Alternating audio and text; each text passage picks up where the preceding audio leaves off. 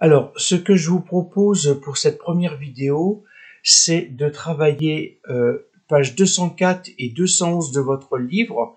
Vous allez voir que finalement, c'est la même distribution, mais on ne vous fait pas calculer les mêmes valeurs. Et tout d'abord, je vais vous demander de vous porter à la page 199 de votre livre où vous avez cette formule. Alors, je l'écris. Et puis, on va l'expliquer après pour que vous compreniez bien. C'est normal si pour vous c'est du charabia. Je peux tout à fait le comprendre. Alors, déjà, la moyenne,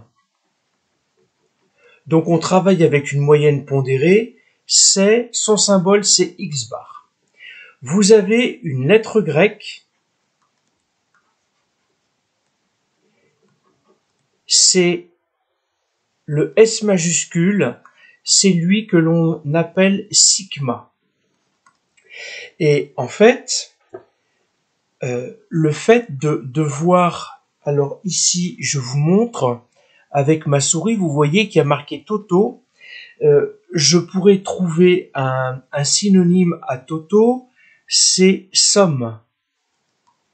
Alors là je vais l'écrire au singulier et le symbole c'est sigma.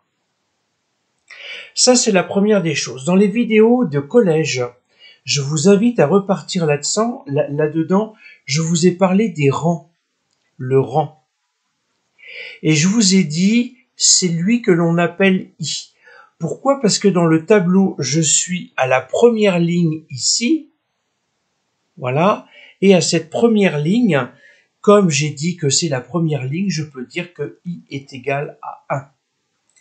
Et comme j'ai I est égal à 1, il y a des chances que I ici soit égal à 2, soit égal à 3, troisième ligne, 4, 5 et 6.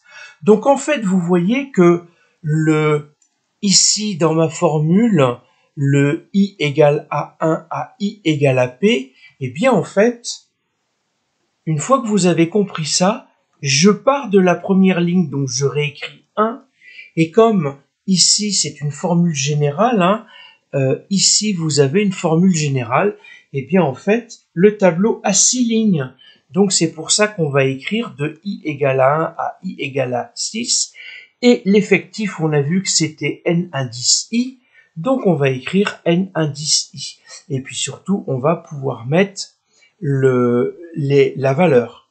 Alors ici le premier effectif en fait N1, puisque j'ai I qui vaut 1, N1 dans l'exercice vaut 4, N2 vaut 8, N3 vaut 24, N5 vaut 13, N5 vaut 7 et N6 vaut 2.